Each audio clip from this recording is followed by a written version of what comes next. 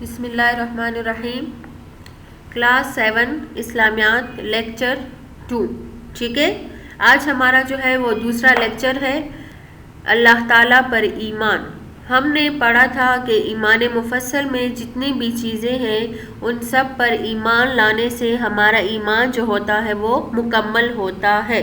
ٹھیک ہے، اچھا جی، اب اس میں جو پہلی چیز تھی وہ کیا تھا؟ آمنت باللہ، یعنی اللہ تعالیٰ پر ایمان لانا. اللہ تعالیٰ پر ایمان لانے سے جو ہے وہ ہمارا ایمان کیا ہو جاتا ہے؟ مکمل ہو جاتا ہے. ٹھیک ہے، اب دیکھیں اللہ تعالیٰ اپنی قدیم ذات اور صفات کے ساتھ خود بخود موجود اور موصوف ہے. ٹھیک ہے، اور اس کے سوا تمام اشیاء اسی کی ایجاد سے ہوتی ہے. ٹھیک ہے نا.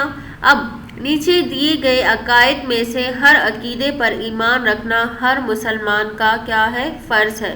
سب سے پہلے جو ہے وہ ہے اللہ تعالیٰ ایک ہے. دیکھیں قرآن کریم میں آتا ہے هو الاول والآخر والظاہر والباطن وهو بكل شيء علیم، یعنی وہ پہلے بھی ہے، وہ آخر بھی ہے، وہ ظاہر بھی ہے، وہ باطن بھی ہے، اور وہ تمام چیزوں کا کیا ہے؟ جاننے والا ہے. ٹھیک ہے، آگے ہے اللہ ہی عبادت کے لائق ہے، اللہ کے سوا کوئی عبادت کے لائق نہیں ہے. ٹھیک ہے، اب دیکھیں قرآن کریم میں آتا ہے لو کان فیہما آلہۃ الا اللہ لفسدتا، اگر اللہ کے سوا کوئی اور معبود ہوتا تو کیا ہوتا؟ زمین میں فساد ہوتا. ٹھیک ہے، اللہ کا کوئی شریک یا ساجی نہیں. ٹھیک ہے، اللہ ہر بات کو جانتا ہے، کوئی چیز اس سے چھپی ہوئی نہیں. انہ بکل شیء بصیر، یعنی ہر بات کو دیکھنے والا اور جاننے والا ہے. ٹھیک ہے نا. اچھا جی، آگے ہے اللہ بڑی طاقت اور قدرت والا ہے. اللہ ہی نے زمین، آسمان، چاند، سورج، ستارے، فرشتے، جنات، غرض تمام جہانوں کو پیدا کیا اور وہی سارے جہانوں کا مالک ہے. ٹھیک ہے، آگے ہے کہ اللہ ہی نے زمین، آسمان، چاند، سورج، ستارے، فرشتے، جنات، غرض تمام جہانوں کو پیدا کیا اور وہی تمام جہانوں کا مالک ہے. مطلب یہ ہے کہ خالق کل شیء، ہر چیز کا خالق اور مالک ہے. ٹھیک ہے، آگے ہے اللہ ہی مارتا ہے، اللہ ہی زندہ کرتا ہے، یعنی مخلوق کی زندگی اور موت جو ہے وہ اسی کے حکم سے ہوتی ہے. اللہ ہی تمام مخلوق کو روزی دیتا ہے. اللہ تعالیٰ نہ کھاتا ہے، نہ پیتا ہے، نہ سوتا ہے.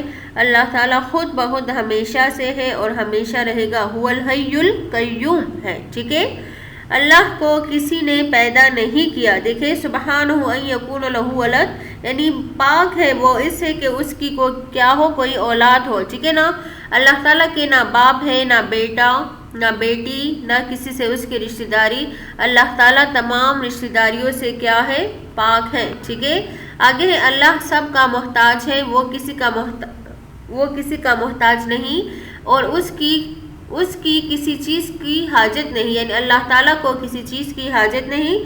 فعال لما یرید، یعنی جب اس کا کسی چیز کا ارادہ ہوتا ہے وہ کام جو ہے وہ خود بخود ہو جاتا ہے. ٹھیک ہے، آگے ہے اللہ بے مثل ہے، کوئی اس کے مشابہ یعنی اس جیسا نہیں. لیس کمثلہ شیء، ٹھیک ہے، یعنی اس کے مشابہ اس کے جیسا کوئی بھی نہیں ہے. اللہ آگے ہے اللہ تعالیٰ تمام عیوب سے پاک ہے. ٹھیک ہے نا. پھر آگے ہے اب اللہ تعالیٰ کے متعلق جتنے بھی عقائد آپ لوگوں نے پڑھے، ٹھیک ہے، ان سب کے دلائل قرآن کریم میں موجود ہے.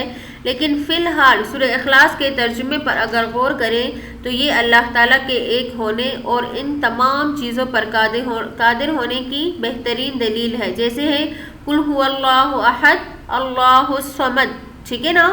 آپ کہہ دیجئے کہ اللہ ایک ہے، اللہ بے نیاز ہے. لم یلد ولم یولد، اس نے نہیں جنا کسی کو اور نہ وہ کسی سے جنا گیا. ٹھیک ہے، ولم یکن لہ کفوا احد، اس کا کوئی شریک نہیں ہے. ٹھیک ہے نا. اب دیکھیں یہ تھا اللہ تعالیٰ کے متعلق عقائد. اب جو ہے اللہ تعالیٰ کی صفات اور نعمتوں کے بارے میں آگے ذکر ہو رہا ہے کہ زمین اور اس میں بسنے والی مخلوق. اب دیکھیں اللہ تعالیٰ نے یہ زمین بنائی ہے جس پر ہم رہتے ہیں، کھاتے پیتے چلتے پھرتے ہیں. ٹھیک ہے، نہ جانوروں کی کوئی حد، نہ انسانوں کی کوئی، یعنی طرح طرح کے جانور جس کی کوئی گنتی نہیں. ٹھیک ہے نا. اونچے اونچے پہاڑوں سے نکلنے والے دریا، کتنے بڑے بڑے دریا اور سمندر جو ہے سب اللہ تعالیٰ نے پیدا کیے ہیں.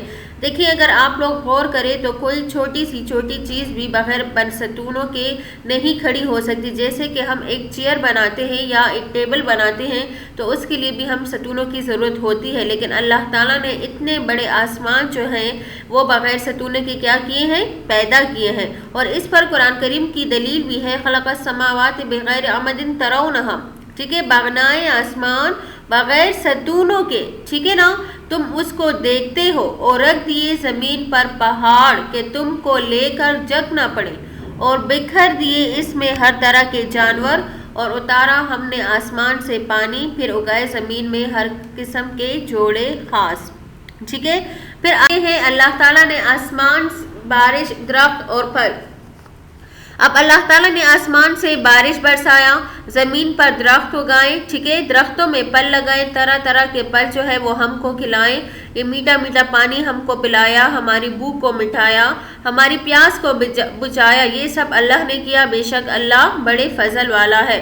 اب آگے جو ہے وہ ہے شفا دینے والا. جب ہم کبھی بیمار ہوتے ہیں، ٹھیک ہے، یا کسی مشکل میں مبتلا ہوتے ہیں، ٹھیک ہے نا، تو بیماری میں شفا دینے والا اور ہماری ہر مشکل کو حل کرنے والا اور مصیبت سے نجات دینے والا صرف اللہ تعالیٰ کی ذات ہے.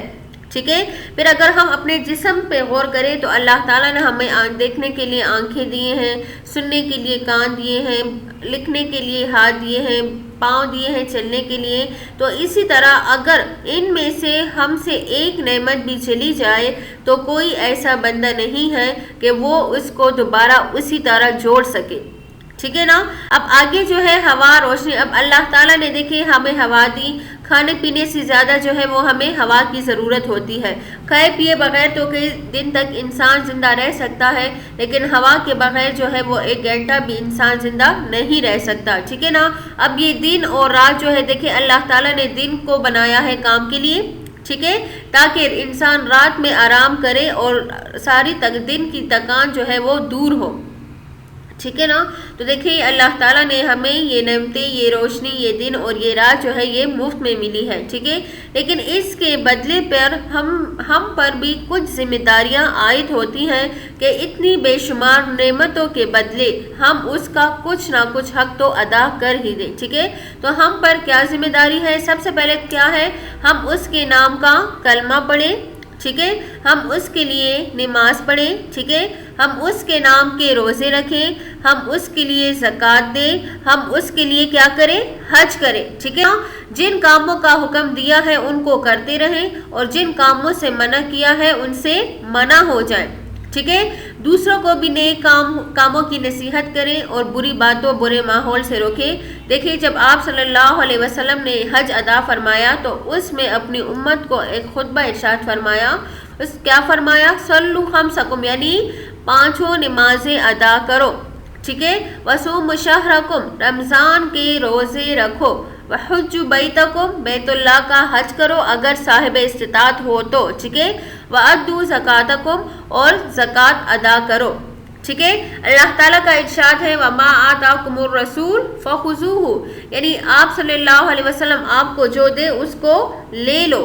وَمَا نَهَاكُمْ عَنْهُ فَانْتَهُوا، اور جس سے وہ منع کرے اس کو کیا کر دو؟ چھوڑ دو.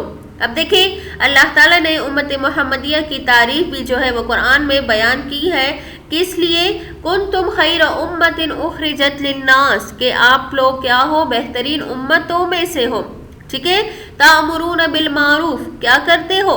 حکم دیتے ہو اچھے کاموں کا. ٹھیک ہے نا. وتنہون عن المنکر، اور روکتے ہو، منع کرتے ہو برے کاموں سے. ٹھیک ہے، اچھا، وتؤمنون باللہ، اور ایمان لاتے ہو اللہ پر. ٹھیک ہے، تو اسی طرح اب اللہ تعالیٰ پر ایمان کے بارے میں دیکھیں، عقائد کے بارے میں پڑھا اور صفات کے بارے میں ہم نے پڑھا. ٹھیک ہے، اور ہم پر کیا کیا ذمہ داریاں عائد ہوتی ہیں تو اس کے بارے میں ہم نے پڑھا. ٹھیک ہے، اس طرح آج کا لیکچر آپ لوگوں کا کمپلیٹ ہوا. عملی بک کی طرف چلتی ہیں.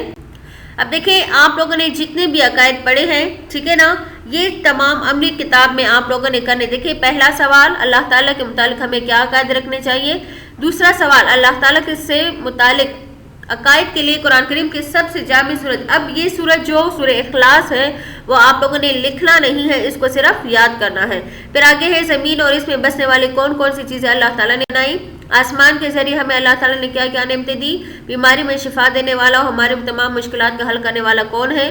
ہمارے جسم میں اللہ تعالیٰ نے ہمیں کیا کیا نعمتیں دی؟ ہوا، روشنی، دن اور رات کی ہماری زندگی میں کیا اہمیت ہے؟